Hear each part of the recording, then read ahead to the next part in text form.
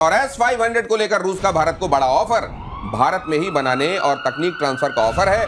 Deal में भारत को system दूसरे देशों को बेचने की तक इजाजत मिलेगी। मेजर गौरव, ये तो बड़ी फीट है, बहुत बड़ी बात है। और यह फैसिलिटी ब्रह्मोस में नहीं है अभी, मैं आपको बता दूं।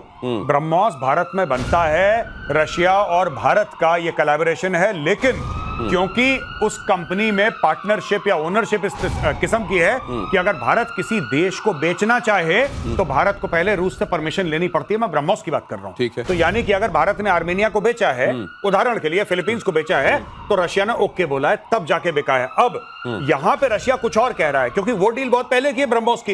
अब क्योंकि यूक्रेन का वॉर हो गया है रशिया के बीच में और रशिया काफी हद तक आइसोलेटेड है, ये रशिया का एक रीच आउट है। यही रशिया ने Su-57 के लिए हमें बोला था कि भाई हम आपको दे देते हैं पूरा make in India, 100% transfer of technology, आप नासिक में बनाइए, खुश रहिए, आबाद रहिए, सब कुछ ले लो हमसे, सोर्स कोड वोर्स कोड सब ले लो। ये रूस ने बोला है, यही रूस बोल रहा है S-500, और भारत के पास नहीं है भाई साहब, बाय द वे। और S-500 लेवल का जो सरफेस टू एयर पूरा मिसाइल या पूरा सिस्टम जो है एयर डिफेंस का, वो बहुत कम देशों के पास इस लेवल का सिस्टम है। एक्चुअली किसी के पास नहीं होगा, किसी के पास नहीं है। S-500 का तोड़ किसी के पास नहीं है। ये थाट से भी बेटर है। अच्छा। इसका ये कि ये राइट फ्रॉम जो एटमॉस्फेयर है, वहां से लेकर के ये बिल्कुल क्लोज इन वेपन्स तक। सर ये J-20 को, J-20, J-35, F-35 को पकड़ लेगा ये। यही तो मुसीबत है। सर आप F-35 कह रहे हैं, ट्रंप वैसे ही गुस्सा है।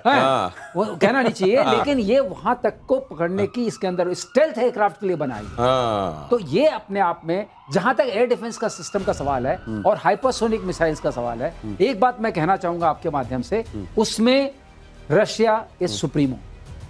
Russia is supremo in rocketry, in speed, in metallurgy, और US is supremo in software, sophisticated technology. तो जब आप दोनों का जहां मिश्रण हो जाएगा, तो आपके पास ऐसी चीज आ सकती है जो एकदम आप खिड़की से कहते हैं ना, कान से घुस जाएगी। तो ये वाली चीज आ जाएगी। तो जो खिड़की से मिसाइल के घुसने वाली प्रिसीजन स्ट्राइक की बात हम कर रहे हैं, वो जो है ना, फिर इतना प्रिसीजन आ जाएगा कि सीधे कान, वो जो नाभि में कहते हैं ना मारेंगे, वो वाली स्थिति आ जाएगी। लेकिन अगली खबर देखिए, ईरान का S-400 परीक्षण की खबर।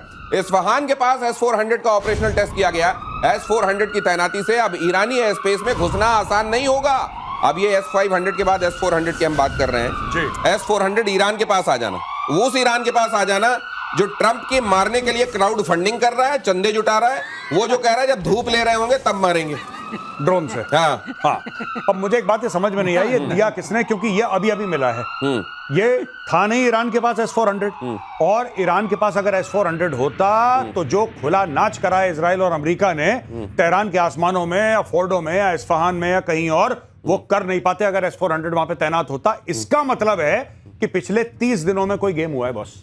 पिछले 30 दिनों में गेम हुआ है। क्या टुकड़ों टुकड़ों में ले जाके अलग अलग शिप से असेंबल किया होगा? क्या हुआ? आप पूरा का अगर रूस ने दिया है, और रूसी देगा और कौन देगा, आपने पूरा का पूरा सिस्टम जहाज के अंदर डाला, फ्लाइट लैंड हुई। देखिए रशिया से अगर आप मैप देखेंगे तो ईरान पूरा सेंट्रल एशिया से लगता है, और वो जो कजाकिस्तान, किर्गिस्तान, तजाकिस्तान, जितने भी स्थान है ऊपर, पूरे ऊपर की तरफ आप देखेंगे, नॉर्थ की तरफ जो स्थान है, वो सारे के सारे वहां पे अभी भी लैंग्वेज रशिया, वो रशिया की तो हिस्से थे। तो ऐसा हो सकता है टर्की के पास बड़े दिनों से यूज नहीं हो, पन्नी लगे हुए खड़े हैं। मेरे पास, मुझे वही ध्यान आया, लेकिन मुझे नहीं लगता कि टर्की, मेरे जब आपने बोला ना अभी, मेरे सबसे पहले टर्की के पास पड़े, और टर्की को F-35 चाहिए, बिल्कुल आप उसी सूरत में बोल रहे हैं ना।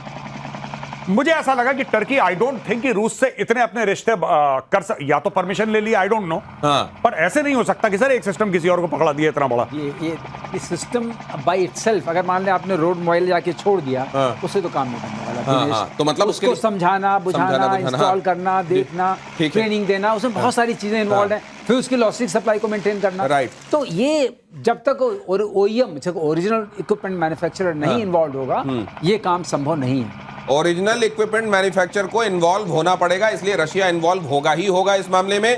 टर्की से जाए ये दूर की कौड़ी लग रही है, लेकिन किसी भी संभावना से आज के विश्व में क्या इनकार कर सकते हैं आप। और अगली खबर यह है कि ओमान की खाड़ी में अमेरिकी युद्धपोत पर ड्रोन से हमला हुआ है।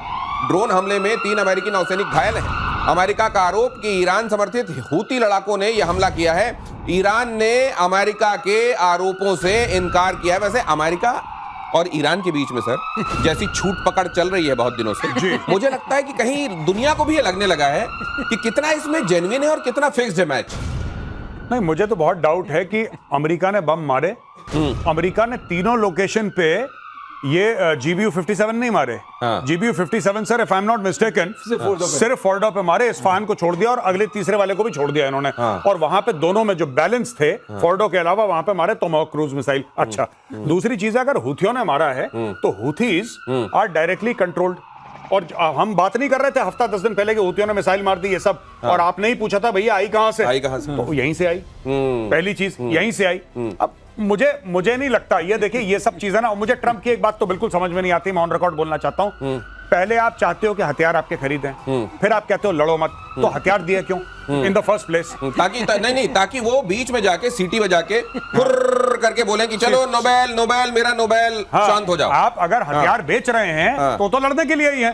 फिर या तो आप हथियार ना बेचें, फिर आप कुछ और टेडी बेयर बेचें। आप टेडी बेयर बेचा करें और आप उसके बाद कहें कि अब मैं पीस के लिए अप्लाई करता हूं। वैसे ये जो कहा जाता है कि अभी सुनामी आई, तो पता नहीं किसी ने कहा कि ये ट्रंप ने अचानक उठकर कहा कि मैंने सुनामी से कह दिया रुको, तुम नहीं उठ सकती, और उसके बाद सुनामी ने उठना बंद कर दिया। क्योंकि तो कहीं भी सीज फायर करा देते ये सुनामी के ऊपर टैरिफ लगा देगा अगर सुनामी ने मना कर दिया कि तुमने कब बोला था। हाँ, परसेंटेज 25% टैरिफ सुनामी के ऊपर। हिम्मत कैसे हुई इसकी? ये सर, ये जो हुतियों ने किया है, ये सीज फायर को एक तरीके से चैलेंज है कि तुम हो ना सीज फायर की सीटी बजाने वाले, लो ये मार दिया, आप बताओ क्या करोगे। अब ये होगा क्या इसका देखिए, हुती को कंट्रोल करने के लिए ईरान को कंट्रोल करना ही पड़ेगा, और ईरान के लिए आप सीज फायर करा रहे हैं। ईरान पे आप सीटी बजा चुके हैं, क्योंकि मामला नोबेल पीस प्राइज है। अब सवाल उठता है कि इस पूरे मामले में पेचीदा सा हो गया है, और लेकिन 3 अमेरिकन घायल हो गए। ये वहां बहुत खतरनाक तरीके से मैसेज जाता है। अगर कोई अमेरिकन सोल्जर घायल होता है या मरता है, वो अमेरिकन पब्लिक टॉलरेट नहीं करती है। तो ये इनके लिए बहुत बड़ा पॉलिटिकल चैलेंज है कि आप किस तरह की राजनीति कर रहे हैं कि हमारे हुती मार दे रहा है हमारे सोल्जर्स को। वो भी मतलब कोई बड़ा, हाँ सही बात है। अब ईरान ही कुछ करता तो समझ में आता, मतलब कोई ये प्रॉक्सी मार दे रहे हैं। और किस तरह का डिफेंस सिस्टम, अब नहीं उठेगा सवाल। अब इनसे नहीं पूछा जाएगा, हमसे पूछा जा रहा है कैसे घुसे, मिसाइल आई कैसे, इतने सारे आपने बिलियंस ऑफ डॉलर्स का एक युद्धपोत बनाया हुआ है। अब उसके अंदर वो मिसाइल कैसे पहुंच गई उसकी? अरे इजराइल रोक लेता है सारे रॉकेट्स को, इजराइल सब कुछ को रोकता है, हम क्या हैं? अब बहुत प्रश्न चिन्ह खड़े होंगे। ये मामूली नहीं है। अगर इसका डिस्कशन आप देखिएगा आने वाले दिनों में, इसमें कई प्रश्न चिन्ह उठेंगे और वो सारे जाके पॉइंटर बनेंगे ट्रंप के लिए। यही रूस बोल रहा है S-500, और भारत के पास नहीं है भाई साहब, बाय द वे। और S-500 लेवल का जो सरफेस टू एयर